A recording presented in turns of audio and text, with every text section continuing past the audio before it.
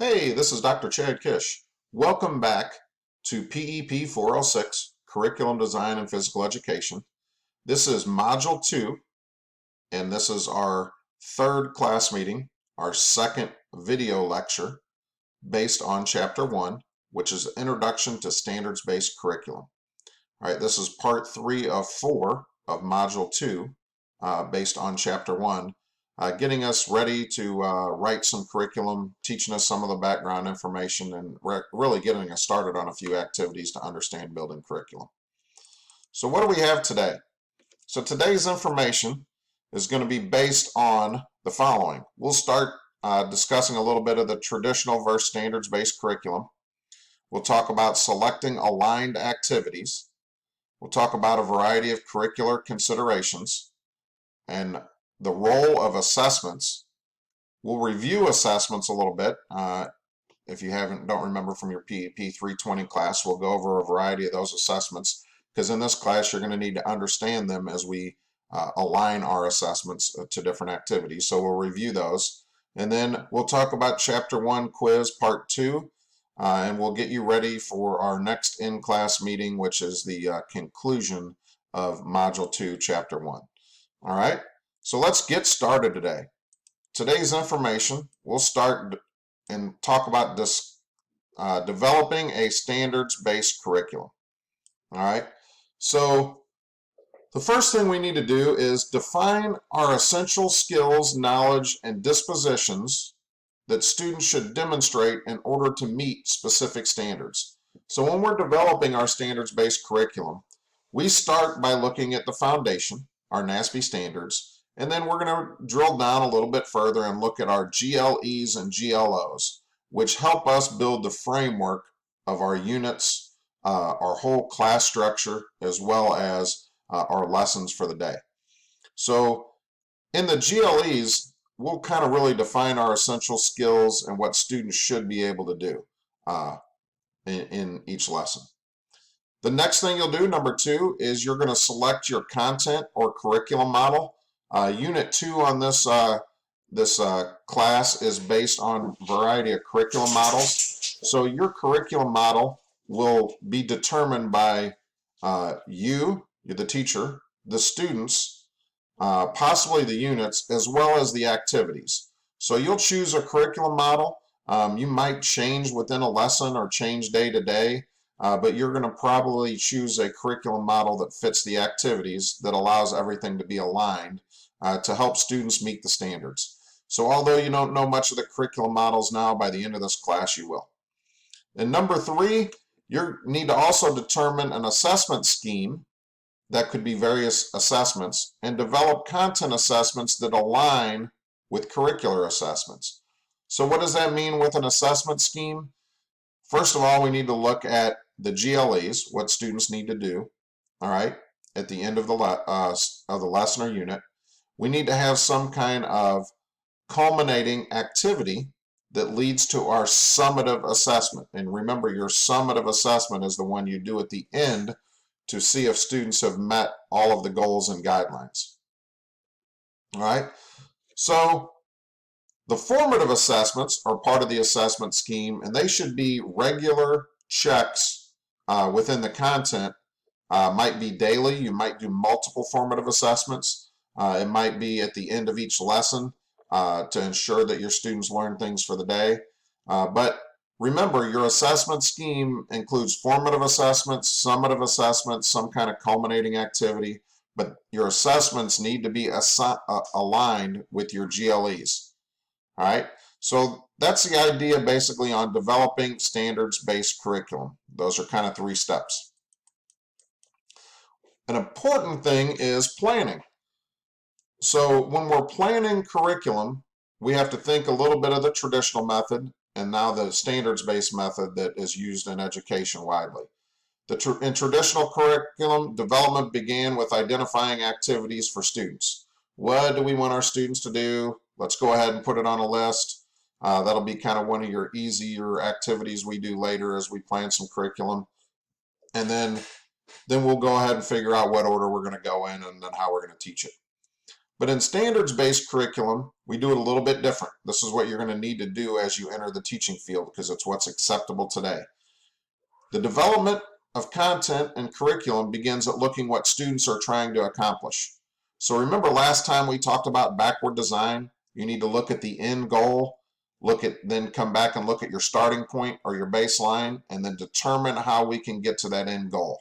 All right, so we will use a backward design, look at what students are the goals, the level of expectations that students are trying to accomplish, and then build our curriculum based on that.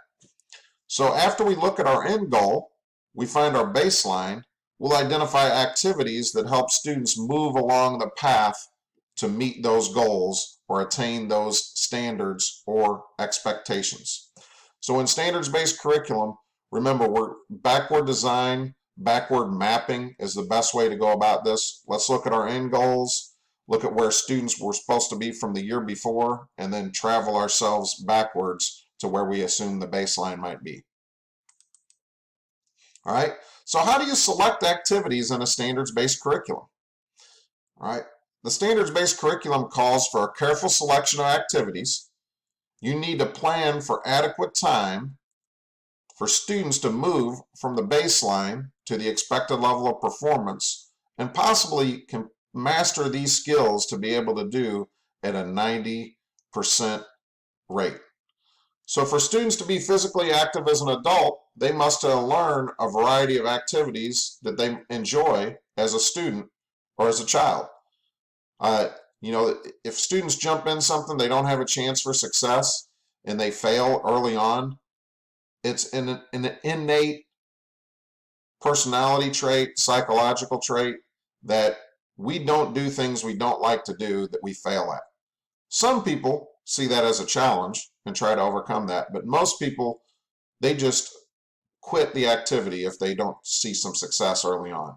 So we need to teach students some build up, lead up activities into different activities and try to help them be successful, get small levels of success as they move into the more difficult activities. So we can also include some programs outside of the school day to help students meet a wide variety of things.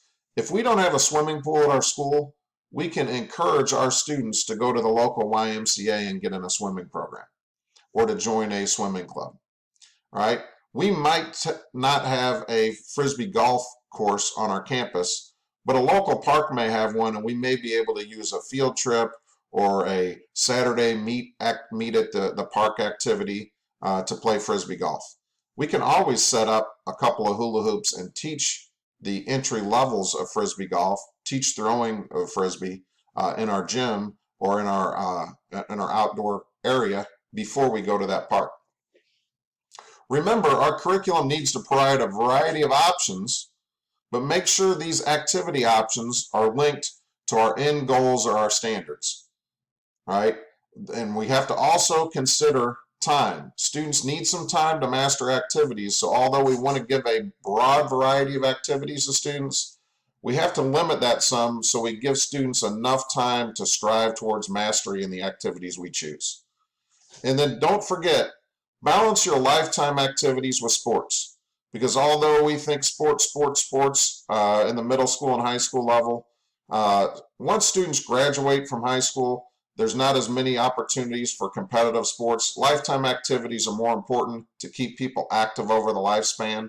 So let's try to teach a variety of lifetime activities and have a good balance in our curriculum so students can learn to be successful in competitive sports as well as to understand, learn, and have fun with a variety of lifetime activities. Remember, some students don't like competitive sports, so when we balance lifetime activities in with sports and possibly alternate them within the curriculum, we're trying to keep more than just our competitive sports type students involved. So what are some other important curricular considerations when you're building curriculum? Remember the activities that take place in your community or are popular in your region of the country. Make sure you try to cover those. If your community really is involved in pickleball, make sure you're teaching pickleball to your elementary and middle school students. It's a net game that's very popular even in the retirement community now and can be played across the lifespan. The next thing is consider activities that contribute or link to multiple standards, not just one standard. If we can teach an outdoor education unit and we learn the physical skill of casting, we learn the idea, that can link to standard one. We learn some different strategies, how to tie different knots, what baits to use at different times of the day or for different fish. That's strategies that could tie to standard two. We learn the respect for our environment and others. That can link to standard four.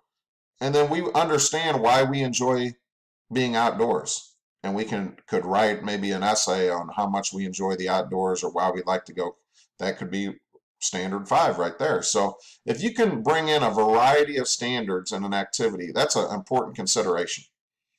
Make sure we have a balance between activities for the present, what students like now, and for those in the future, what students might do as they travel throughout the lifespan.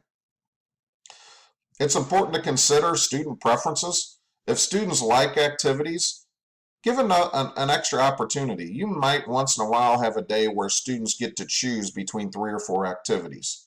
All right, and that gives students some preference. You might allow an area in your curriculum where students can take a survey or vote what they do in a specific week or a unit. So consider some student preferences. That might also go back with things that are important in the community. Think of a new student that moves to your community from possibly internationally. You might have them teach a game that is played in another area of the world, such as team handball or cricket.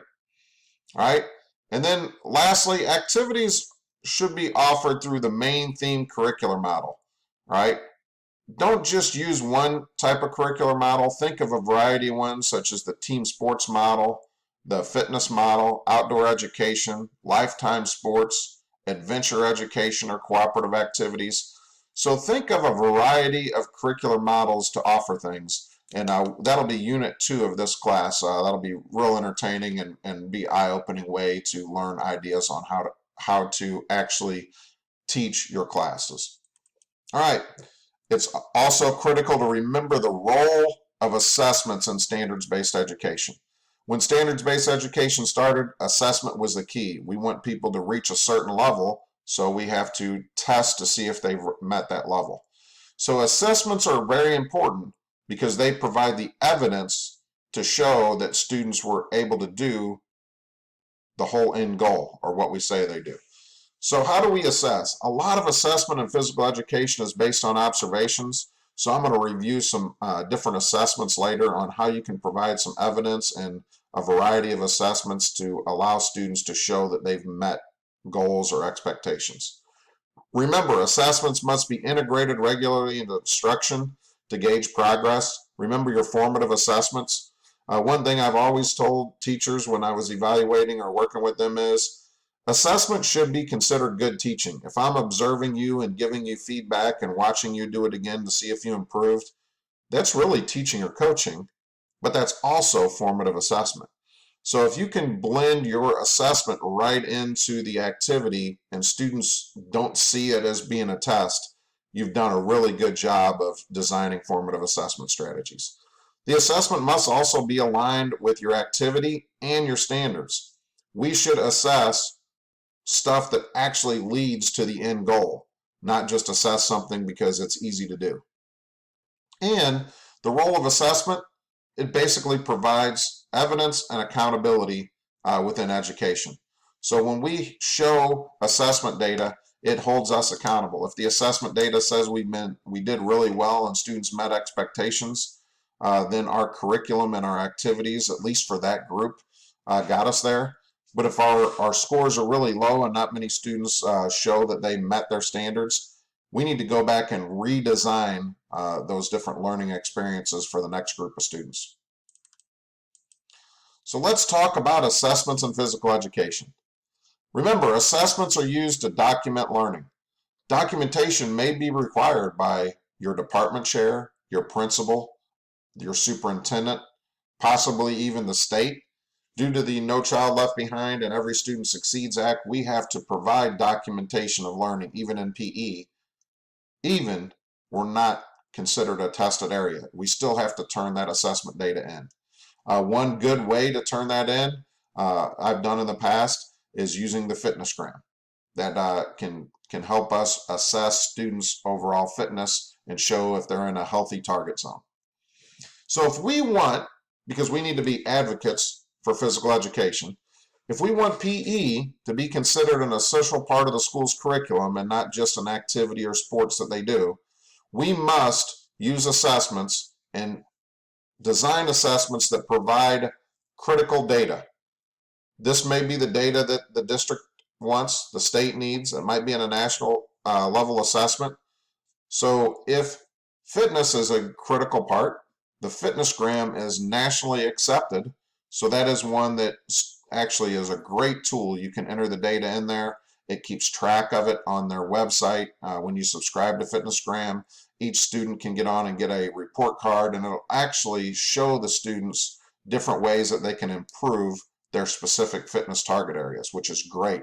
I used to print that out and hand it out at every parent-teacher conference, and that assessment was critical to our fitness levels. Next, remember that PE usually focuses on some type of performance, so we must plan how we're going to assess things and create an artifact of learning. If the principal comes in and says, hey, why'd somebody get an A? They participated and did pretty well. Well, how do I know? Because I wrote a 10 in my grade book. That's not exactly what we're looking for as an artifact of learning. So I'll go over a few different assessment areas. Do we have some checklists, some rubrics, some videos, some assignments that students did to assess their higher level learning, higher level DOK things? How do we actually artifact learning in PE? It's a little more difficult than just, they did the stuff. All right. So remember, we need to consider a variety of testing options to assess student learning and performance levels. The more variety you give, kids don't have test anxiety. That gives students extra opportunities to show areas of mastery. So anytime we can use a variety of testing options instead of the same one over and over, we allow students a better opportunity to be successful and to show that they've met specific learning standards. So remember, we have to observe performance a lot. We need to use formative and summative assessments, but we do need to keep some kind of records for artifacts. Is this statistics? Is this data? Is this a checklist? Is this a rubric? Possibly videos of performance or student projects. Those are all critical in assessment. What are some characteristics of performance-based assessment? All right. If we're trying to assess students and we're looking at assessing performance, we need to have some ideas that are open-ended. We give students a problem and there's a variety of ways to solve it. Not every student in an activity is going to do it the same way. All right. We might say you need to make 10 goals in a minute. Well, some students will shoot a goal, pull it right back out, shoot a goal. Some of them will make it more complex and go further. Some of them will add a teammate. Hey, get this back to me after. So do we provide open-ended experiences? Do we have some kind of complexity? Do we challenge students to use higher level thinking and to get to some of that high level DOK, level 3 and 4? Do we have some complex, challenging performance assessments? Is there any way we can make it authentic? Remember, authentic assessment is when you take students, you give them some theories, some background, some basic skills, and then you test it in a real world type scenario. Did we do anything we could to make that assessment authentic? So that means, in the purple here, worthwhile tasks that are designed to be representative of some kind of performance in the field. So that might be a professional. If we're talking about giving a diversity of assessment strategies, how can we test for rules? We can ask students in an interview type setting. We can do a quiz or a test. We can maybe have the students watch a video and explain what rule was broken. Or the one that's most representative of an official in the field is we can allow students to officiate a game that's going on in class and have to make the calls and understand the rules in a time constraint, fast-paced scenario. That is taking it to the higher level depth of knowledge and emphasizing it in a real world or authentic complex situation. All right. Emphasize higher level thinking and more complex learning, not just the basics. We start at the basics and build to those higher level thinking. Allow students to have some open-ended opportunities to be creative. And then expect students to present their work publicly. Anytime students have to do it in a group setting in front of other people, they usually prepare a little bit more. It's a lot easier to give a speech to a camera than it is to a bunch of people. And when you work out in the world, there's going to be a lot of people involved. So expect students to learn to present their work publicly and not have the stage fright and do things in front of their classmates and peers. So since aligning assessments are critical to the development of curriculum, I want to just spend a couple minutes here reviewing a variety of assessment strategies. We'll first talk about psychomotor assessments. Those are assessments you're going to do with students in more of an observation type role. They're actually doing things. The psycho is thinking, motor is motor skills. So these are going to be ideas that when students are doing activities, how you can observe them. First of all, think of a teacher observation. That's the most common in physical education. You've taught the students activities, you're observing them. You're probably doing a lot of this for your formative assessment. Students are doing the task or activities or skills that you taught them in the lesson, and you're coaching them, providing them feedback, helping them improve as they go. Another way you can document teacher observation as a rubric or a checklist, or possibly even videotaping that and providing some kind of critique of the video. Next is peer observation. This is where a student will watch another student, observe them, and possibly provide them a critique or feedback on a checklist or rubric. In peer observation, remember, we usually teach 1 to 2 key points and have the peer look for this because they're not as experienced as the teacher would be. So if they can look for 1 point of a specific skill and then document that or provide feedback to their other student participant, that's great. Remember, don't use peer feedback or peer observation for grading, but you can allow the peers to do that to learn the skill as well. So think of a basketball shot. One of the last things we work on most skills is the follow through. You can teach them to watch for a follow through in a basketball shot and see if that hand is high above the head or in the cookie jar, and they can provide observation for that. You might do the same thing on the swing. How was the follow through, or where was the point of contact? Have them look at one thing and provide some observation for their partner or group. The next thing is self-observation. This is where students observe themselves. You say, how do they observe themselves? Well, you might have them do it in a mirror, but the best way is to provide videotape, send the student a videotape, and have them observe themselves, or possibly even have them videotape themselves doing the skill and then write a reflection on, did they meet certain areas of a checklist, where could they improve, and then submit that to you. So there's a area for self-observation. Another one that's can be complex to do until you get experienced is you as a teacher observing gameplay and modified gameplay.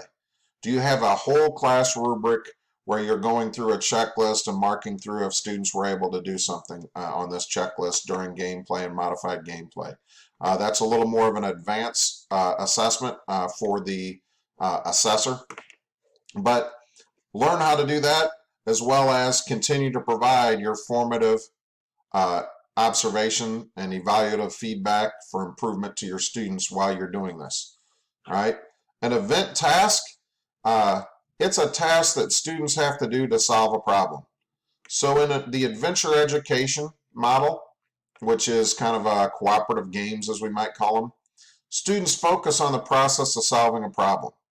All right. You might give them a tarp, tell them they're on a magic carpet and how to flip that tarp over before without anybody falling off of it. All right, the magic carpet was upside down. It could also be, think about you're in a dance unit. You teach the students a variety of dance moves and allow them to develop a dance using 4 steps and let them perform it in class. All right. You might have even a dance contest where you have people judge. That could be an event task. They're actually taking skills and doing a task or performing a task within a class. A student project is a little bit different.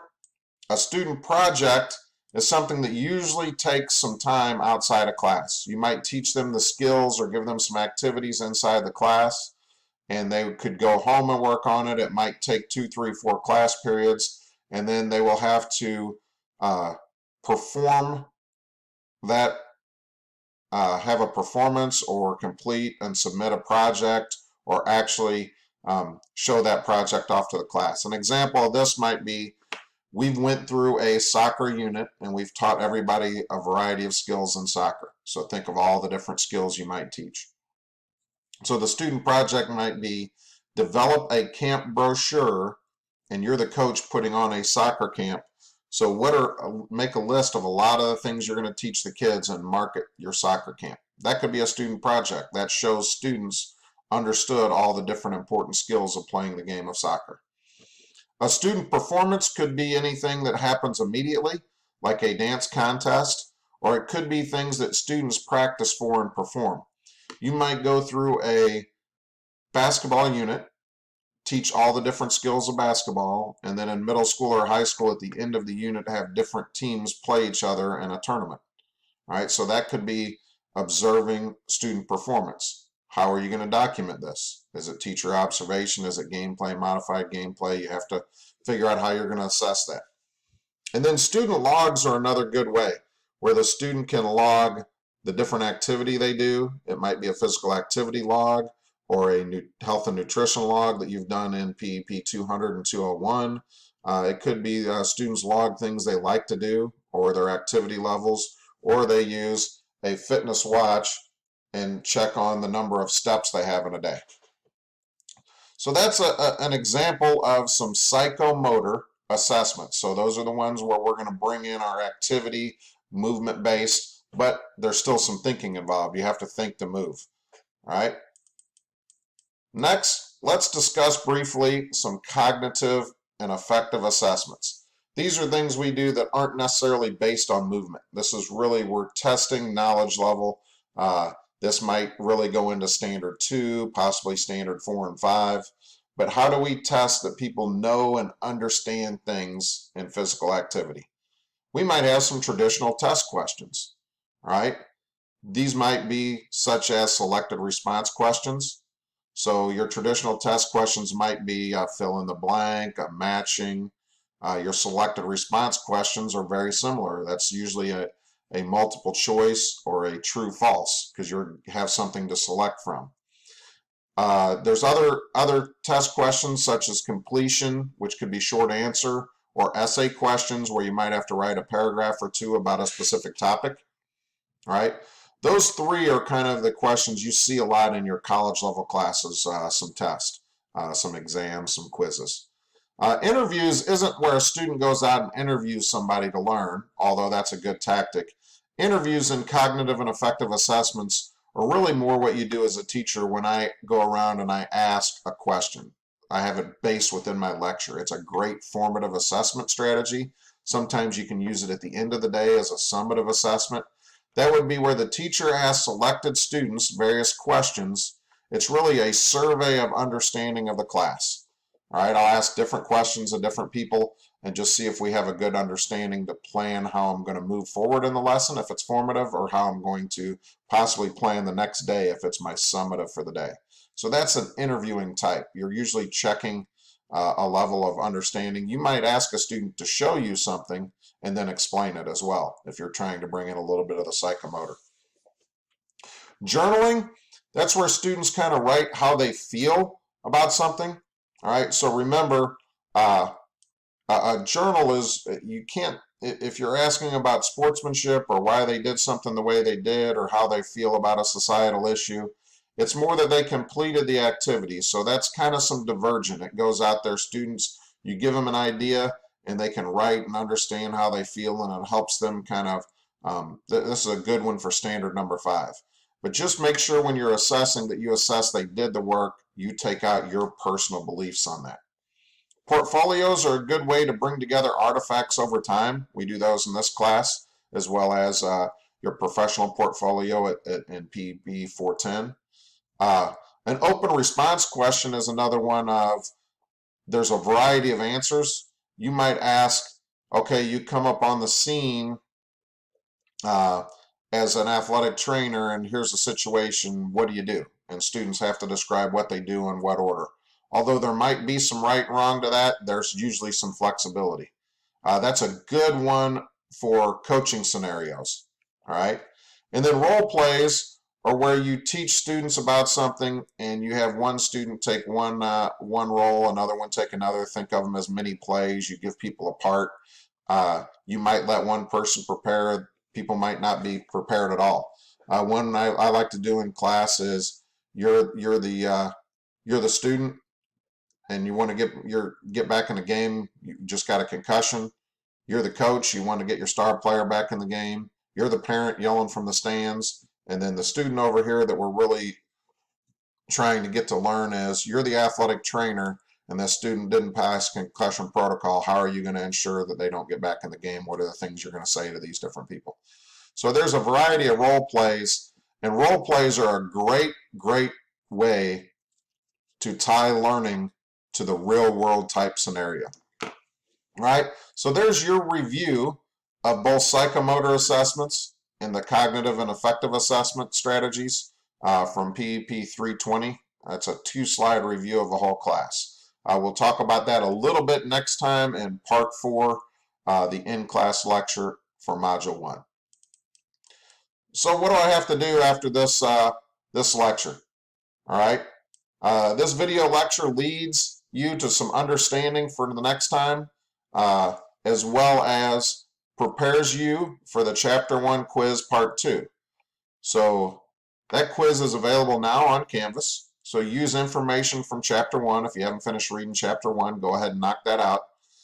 Make sure you've watched both in-class video lectures, as well as go over your notes from the very first day of Module 2, Chapter 1, from your in-class lecture. There are 5 multiple choice quiz questions with a 10-minute time limit. Be prepared. You won't be able to look everything up once you open the quiz, and complete this prior to your posted deadline. Here's your to-do list. If you haven't yet, before you take the quiz, finish reading Chapter 1.